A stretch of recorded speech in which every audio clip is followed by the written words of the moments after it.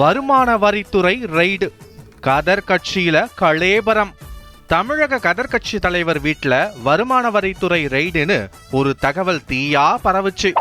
தன்னை சிறை வச்சிட்டதா கதர் கட்சி தலைவர் கொளுத்தி போட்டாராம்.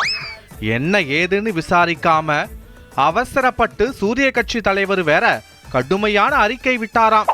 ஆனா அப்படி ரெய்டு எதுவும் நாங்க நடத்தலையே அப்படின்னு வருமான வரித்துறை சொல்லிடுச்சாம். அப்போ எதுக்காக கதர் கட்சி தலைவர் இப்படி கொளுத்தி போட்டாருன்னு விசாரிச்சா வேற ஒரு விஷயம் வெளியே வருதாம். தமிழக கதர் தலைவர் பத்தின சில தகவல்களை தமிழகத்துக்கு வந்த டெல்லி இளந்தலைவர் கிட்ட சிலர் போட்டு கொடுத்துட்டாங்களாம்.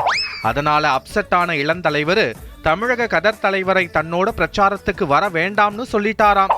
இது வெளியே தெரிஞ்சா நல்லா இருக்காது அப்படிங்கறதால அதை மடைமாற்றத்துக்காகத்தான் இப்படி ஒரு டிராமா போட்டிருக்காருன்னு சொல்றாங்க. டெல்லி தலைவரோட சேர்ந்து பிரச்சாரம் செய்ய விடாம தடுத்துட்டாங்கன்னு ஒரு சீனை போட்டா தேர்தல் நேரத்துல எடுபடும்னு நினைச்சு அப்படி ஒரு தகவலை வெளியிட்டதா சொல்றாங்க. ஆனா உண்மை என்னன்னு தெரியாம அறிக்கை விட்டு சூரிய கட்சி தலைவரும் இந்த வலையில சிக்கினதுதான் காமெடியா போச்சுன்னு சிரிக்கிறாங்களாம் விஷயம் தெரிஞ்சவங்க.